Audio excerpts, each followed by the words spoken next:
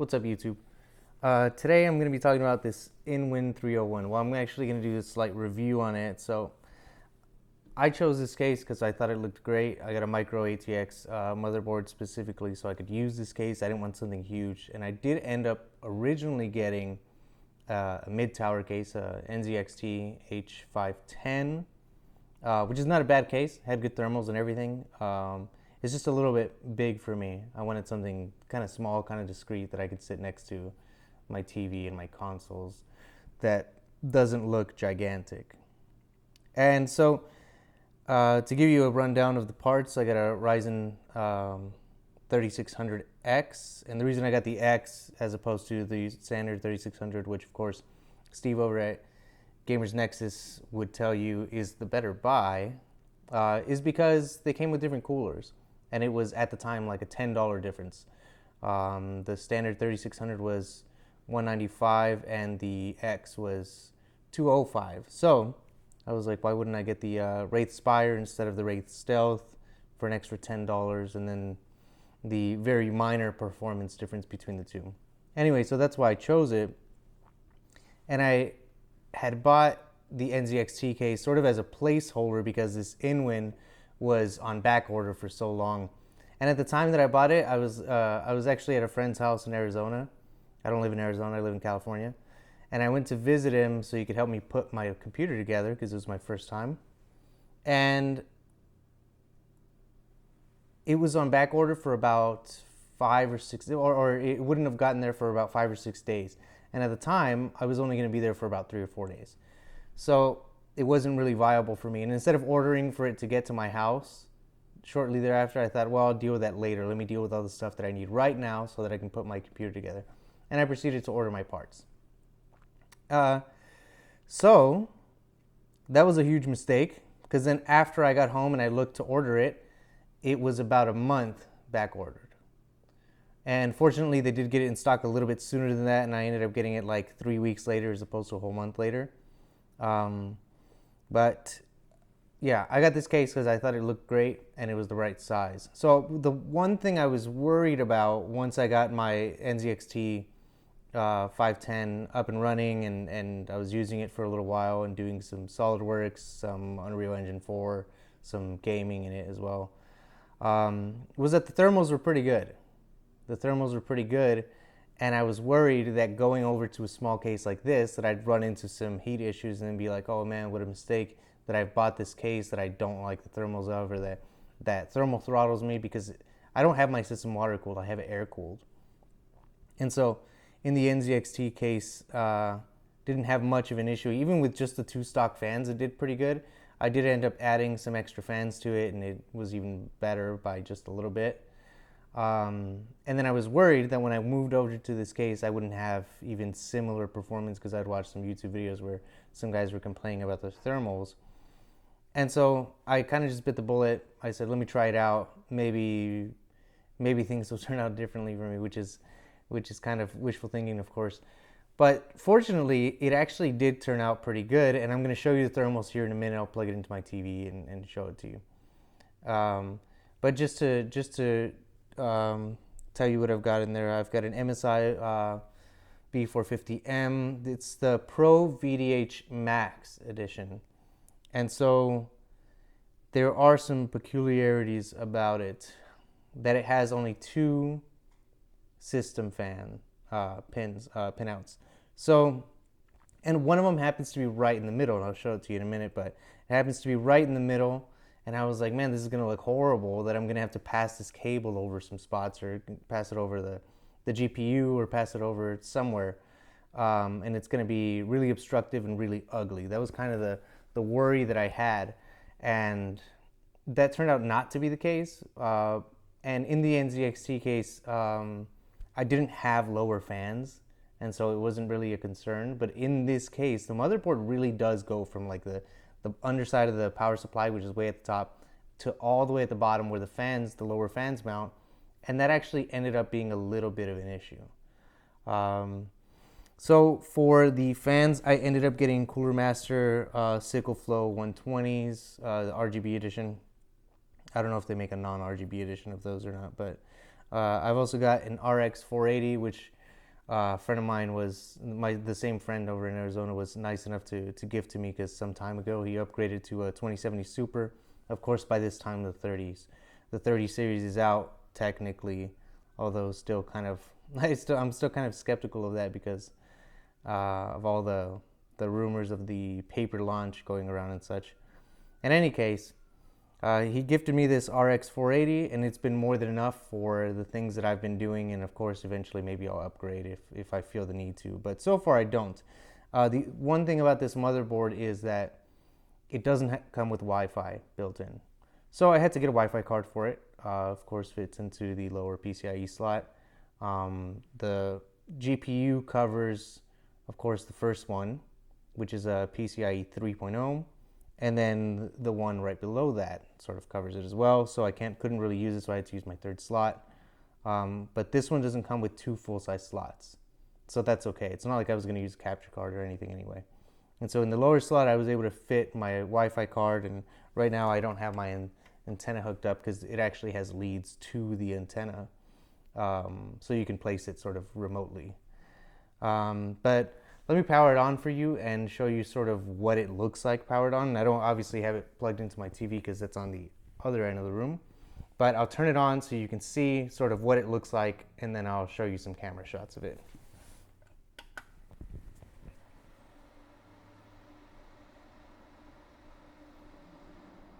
So there it is, powering on. It's not super noisy. I've got 1, 2, 3 of these Cooler Master fans in it, and I also have the 2 stock NZXT fans that I took out of my H510. And basically all of the construction is steel, and this is tempered glass, which is cool for like 70 bucks. And at the time that they were out of stock, you couldn't find them for that price. They were quite a lot more. And this is the color that I chose. I chose red, and I set it up in MSI's software. Or, yeah, I want to say it was MSI's. I thought it was Cooler Masters. No, it's MSI's software. So if I open this up by just pressing this top button here, to open this up, you can see inside. And so you can see I've got my 2 lower fans here. I've got some of the fans cables tucked away over there. There's my RX 480, and there's my Wraith Spire cooler, obviously right on top of my 3600X. My power supply is an EVGA 600 80 plus bronze, which is a semi-modular power supply. And I'll get to why that is kind of cool, kind of not. And my 2 front NZXT fans up here. But let me give you some better shots of it, and then I will show you the thermals of it. So, and the reason I'm doing this video is because I had a lot of hesitation going to this because of thermals, and not only because of thermals, but cable management. That was another thing that I saw in some videos, was that they said it was horrible for cable management. That it was so hard to get cables tucked away and in a nice place where you couldn't just see them and they weren't all in front of everything. But as you can see, it's not that bad, at least on this side.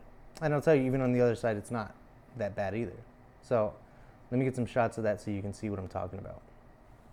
All right, so here is the entire system up and running. Obviously not on the screen, but, not on a monitor or TV, but the inside of it running. So you can see what I was talking about. All right, so let me zoom in here. If you can see right there where it says System Fan 1, right about there. Okay, those cables, as well as the cables from this rear fan, I had to sort of fit through the little gap between the motherboard and the RX 480. So they did fit and go underneath the RX 480. And you can see right there in the corner, there's a little bit of space behind the fans, behind the rear lower fan, where I can fit just the cables. And so that you can't really see too much once the glass panel is on, because it's a tinted glass panel. Okay, and right underneath, and I'll show you a better view of it here in a second, but there's also the wireless card, which also has a cable running to the USB pinout, because in order to enable Bluetooth, you have to plug that in to the USB. Okay, so here is how much space you have between the lower fans and the edge of the case, which is almost none. There's very little space. Actually, let me move the camera a little bit so you can see better.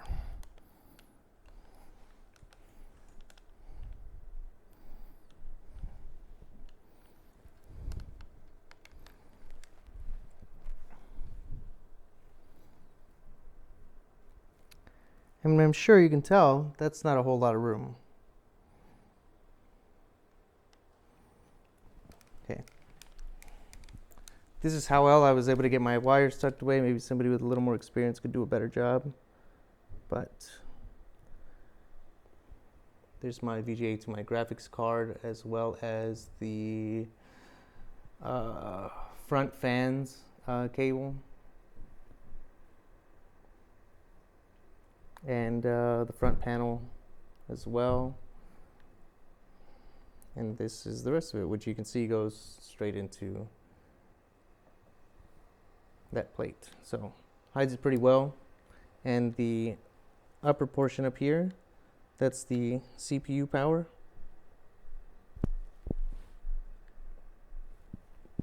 Where it says power 1, if you can see that. And then also right behind it, right there, it says CPU fan. I don't know why it says CPU fan 1. I didn't see any other CPU fan pin out on this entire motherboard. But the system fan 2 is actually hidden behind these lower fans.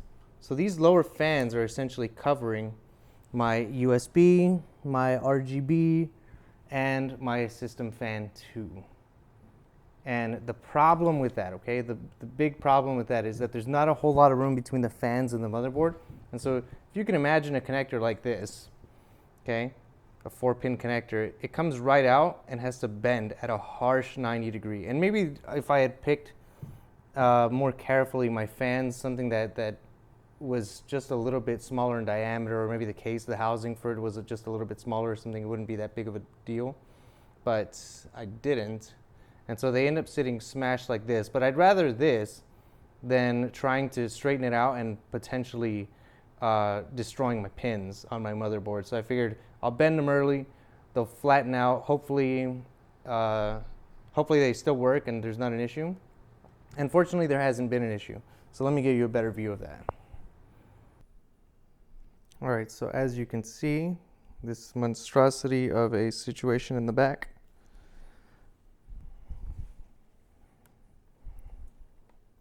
That right there is my USB for my my wireless card. And as you can see, it's not in the best of positions. There's not a whole lot of room there. And just under the wireless card, if you can see it, let me see if I can turn my ISO up. You may be able to see just that little black spot shining under there. That's a sort of similar connector. And the RGB is there as well. So my other system fan and my RGB are both there. And then over here on the bottom right, you can see my USB 3 connector as well. So they're all sort of bent pretty abruptly. My front panel is right next to it. And that is not so much just because the cables are really, really thin there. And the connectors are not particularly long. But in the case of the RGB as well as the case fan, they're a little bit more like this thing here. Let me get the focus on it. A little bit more like that. And so it requires a little bit of extra room before it can bend. And thankfully there was just enough room. But as you can see, it's not exactly ideal. And let me show you my graphics card really quickly. So you can see right there that little cutout right in the corner. Right between that and the GPU and the motherboard is where the cables actually go through. Let me get a better position for this.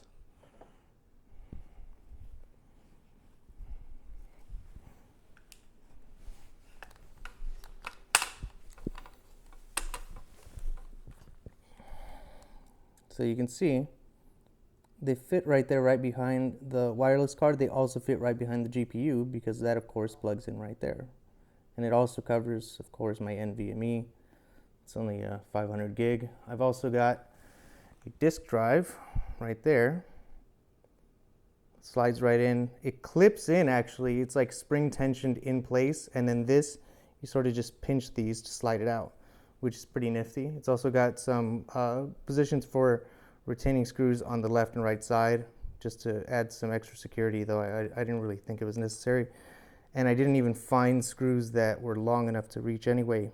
Not even the ones that came with the case. So that's great.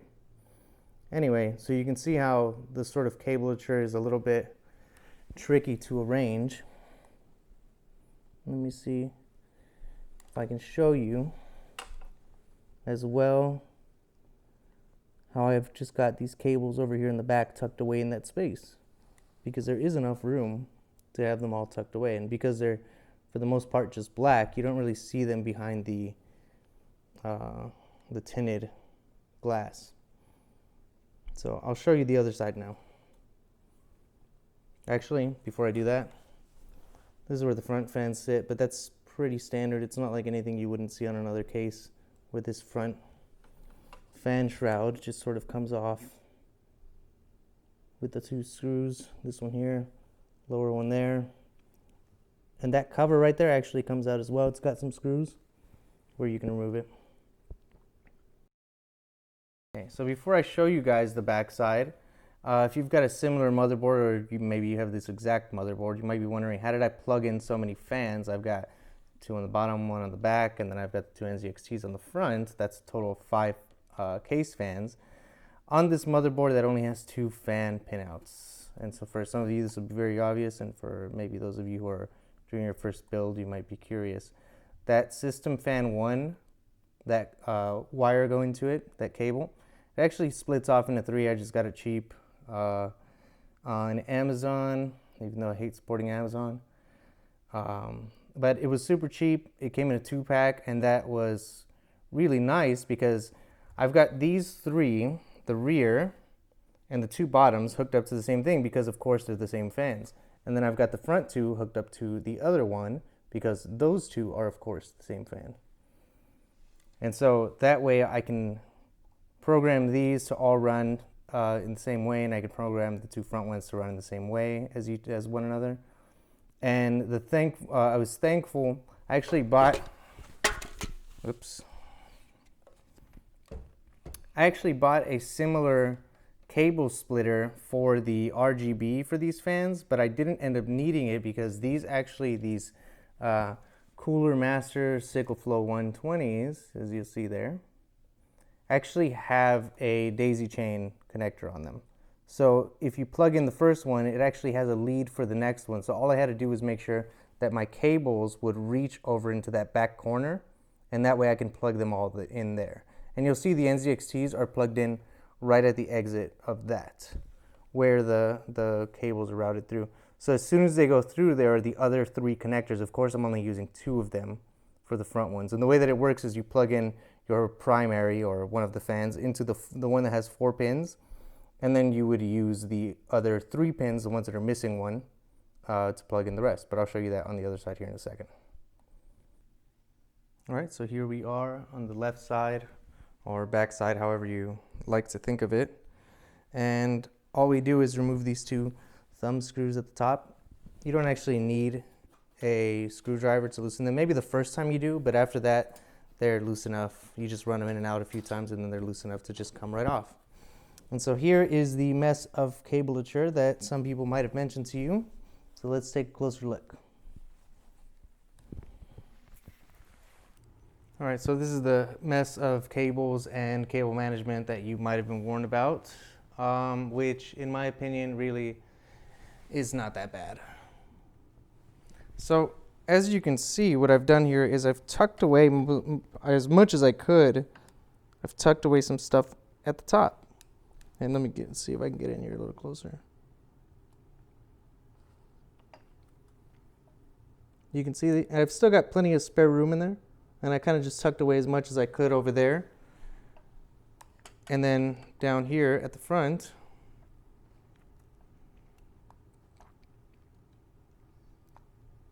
I've tucked the rest of the cables in there,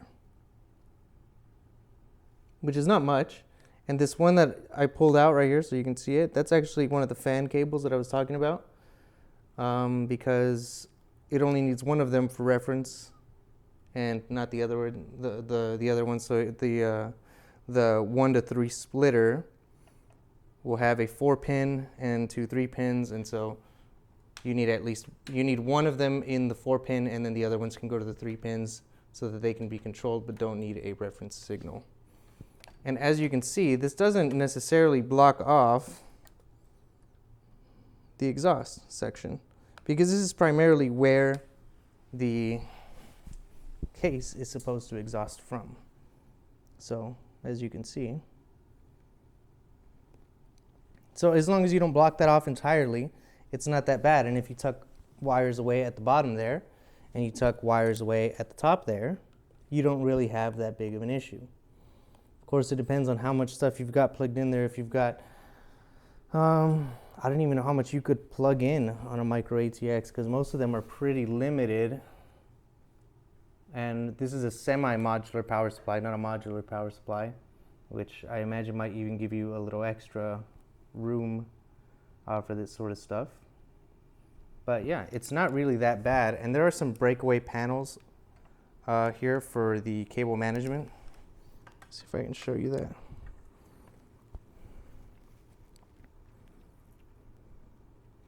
Right down there where these cables are running through, there are some breakaway panels. So these two I've broken off, and there's another one right here, and another one right there, and another one I believe right there. Yeah, no, just those two left.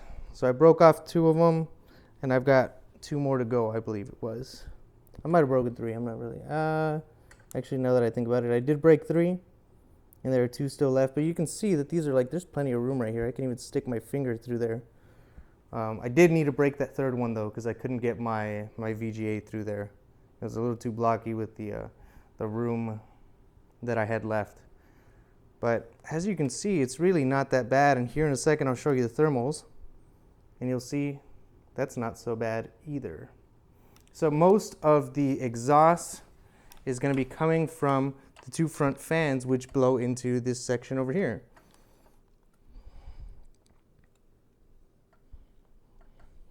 Right in here. And so that needs to come out this way, and so you're not really concerned about this being blocked off, you're concerned about the front side being blocked off. This needs to be clear. And this sort of middle section, as much as possible, needs to be clear, so that that airflow can reach this direction to come out of the cutout, the perforation, so to speak, on the left side cover. But let me show you the thermals, and you'll see that this really isn't so bad. All right, so there you can see on the right is the PC, the Inwin 301, and I'm going to run Cinebench R20. So before I do that, let me open Ryzen Master so you can see what the CPU temp is going to be. And so this is stock settings, stock fan settings, everything. So I'll tell you right now that the voltage goes significantly more than it absolutely needs to. And so I'll run it right now. You'll see what the temperatures get up to. And you'll see this case is not doing horribly. All right, so I'll keep an eye on the temperature there.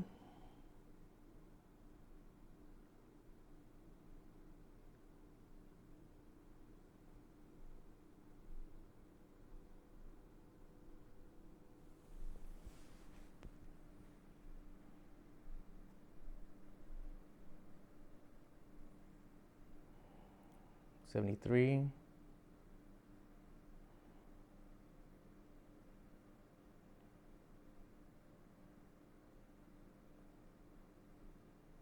$74.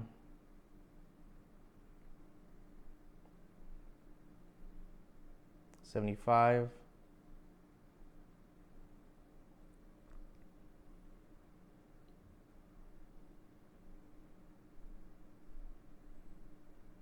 $76.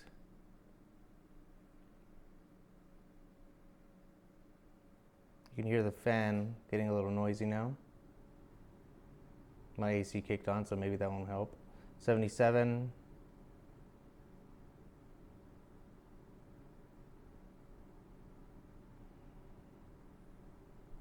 77.8, I believe, is the highest that I saw. I've got a Cinebench score of 3725. Again, this is the 3600X. And it's been getting, that score's been getting lower the more that I install stuff on my PC. But I've got like SolidWorks, Unreal Engine 4, and a few games and some other stuff in there. But what I'm going to do is I'm actually going to change this. Okay, what I got it set to is 4150, which is about what it's running at Cinebench anyway. It's just its standard high is set to 4400, so I'm actually going to set it to 4150. It's going to make a little bit of a performance difference, but not huge because you don't spend a whole lot of time at like max CPU. Okay, and this actually I found I could run at like 1.1425 or something like that was like the minimum. So I raised it up to 1.15. So it's just a little bit higher than that, and that way I can sort of reduce my stability issues perhaps. Okay, so I'm gonna run it again and we're gonna see what the temperatures get to. I didn't even give it a ton of time to cool down, but I'd say in the 30s is well enough for me to just run it again, and it shouldn't go above what I am already expecting it to.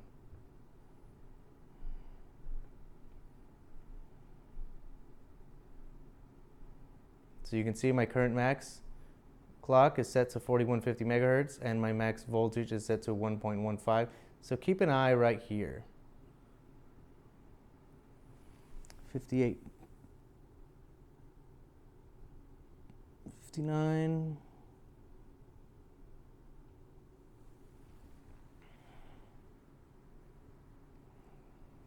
60.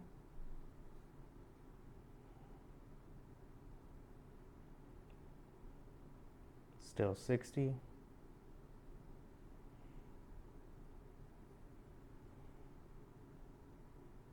61 maybe? No, not yet. 61, there it is.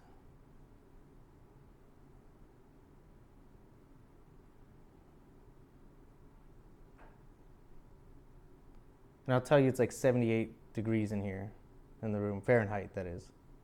Can't remember what that is in Celsius, but it's not super cold or anything like that. 62 so far.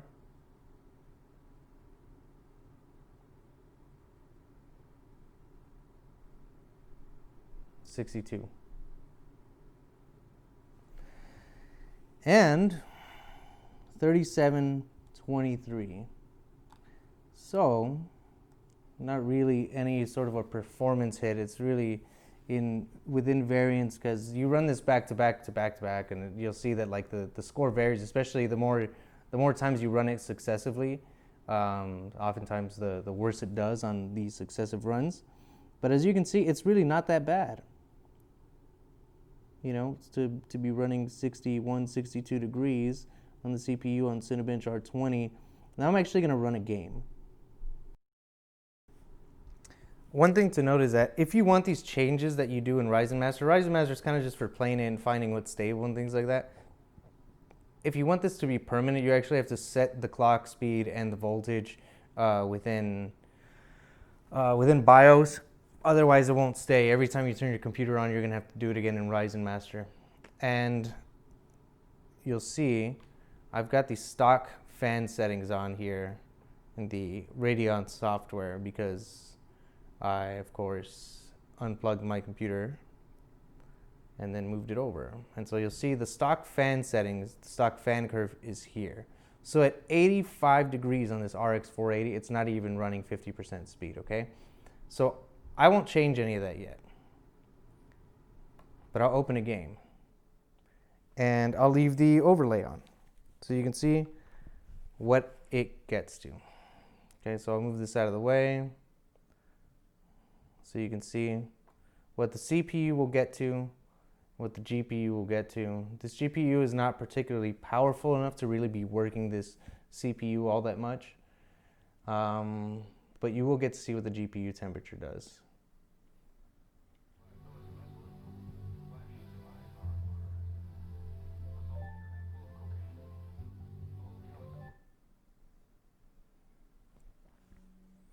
All right, so here is Ryzen X's Unreal Engine 4 rendition of the Ocarina of Time. This is inside the Great Deku Tree.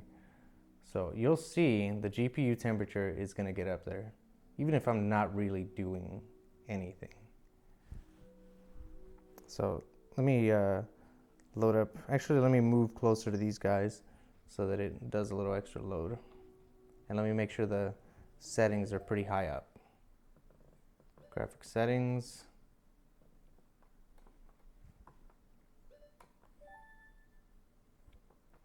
Let me put these on Epic. The render resolution doesn't need to be any higher than the output. This is only a 1080p TV, which is fine because realistically this is only a 1080p card. I'll fix it at 60, show the FPS. It's showing 60 right now, but of course nothing's moving. So let's see what happens.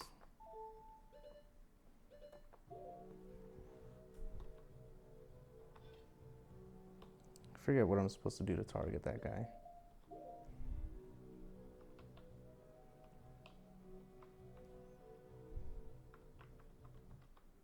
Oh, what did I do? Oh no, I'm adding all kinds of extra nonsense. Let me Alt F for this and try it again.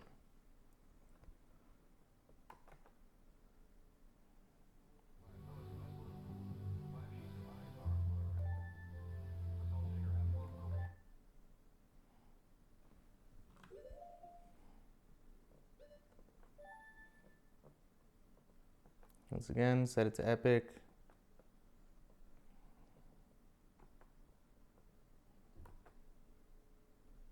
Show FPS. You can see right there, it's at 1080, 1920 by 1080. Maybe you can't see it. Let me zoom in a little bit.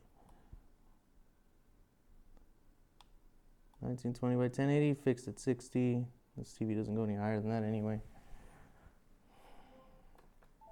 And let's just see how the GPU does. So let me zoom in up there so you can see what's going on. And I'll bring Ryzen Master here in a second. So it's already at 84. You can see the problem is the fan has just now started to kick on. It's at about 2,000 RPMs. Okay, and I'll start to move around. This guy will come out and attack me.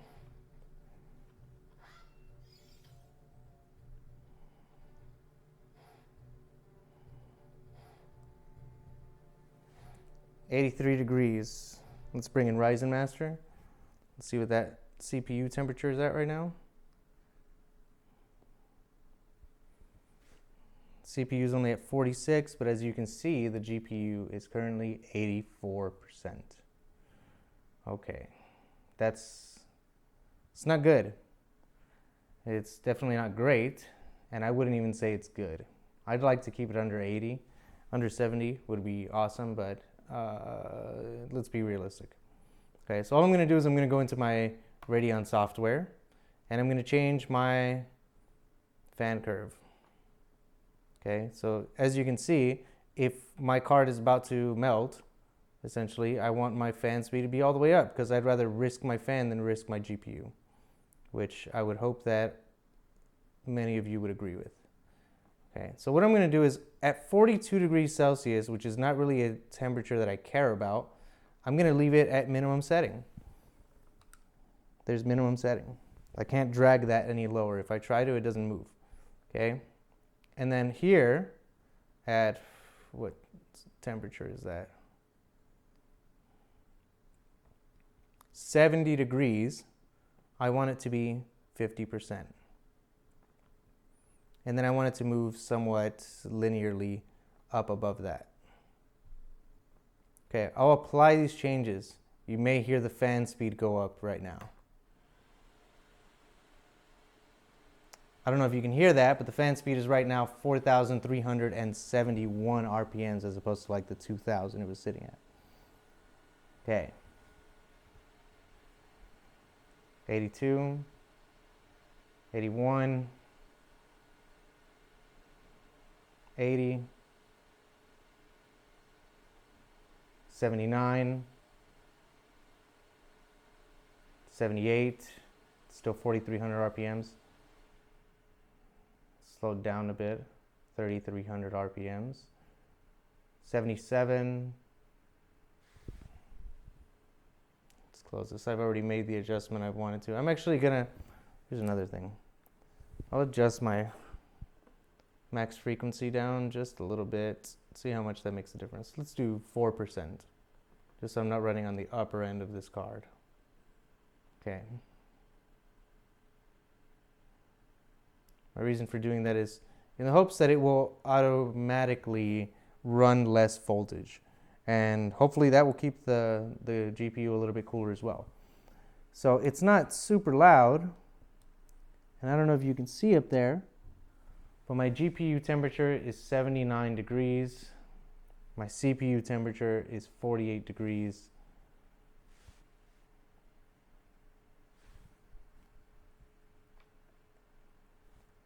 And Ryzen Master will move out of the way for a second, but now you can see the GPU temperature, 76 degrees, 75,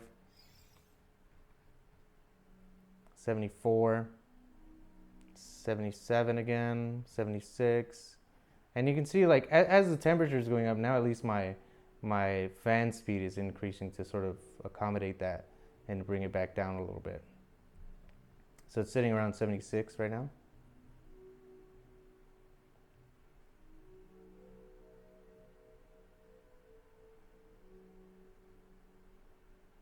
Still see 76. See if I bounce this a little bit.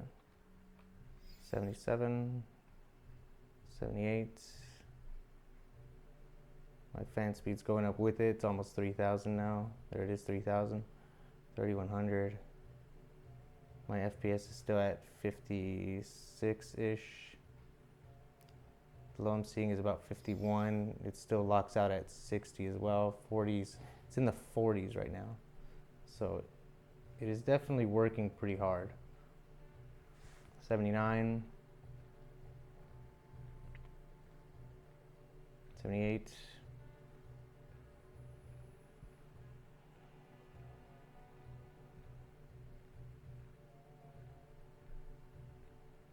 but you can get this game if you become a Patreon supporter of Ryzen X. I'm sure you can find another download for it as well, where you don't have to offer up any kind of money. You can get these links from, if you just Patreon $2, get the links, and then get out of there if you're happy with doing that. It's dipping down into the 40s when I'm getting real close. Probably has a lot to do with the lighting there. But you can see I'm generally staying at about 79, and if I get away from this guy, 76, 75, 74, 73, 72.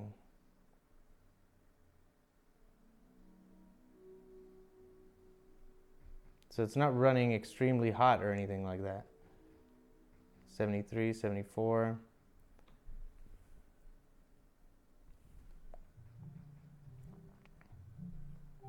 74.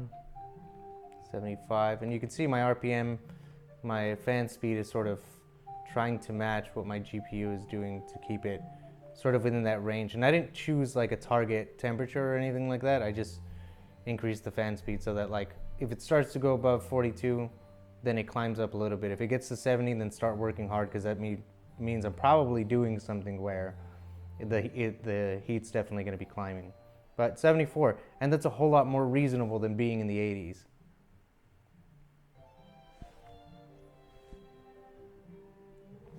And once again, let's check the Ryzen Master, see what the temperature's at. 44 degrees.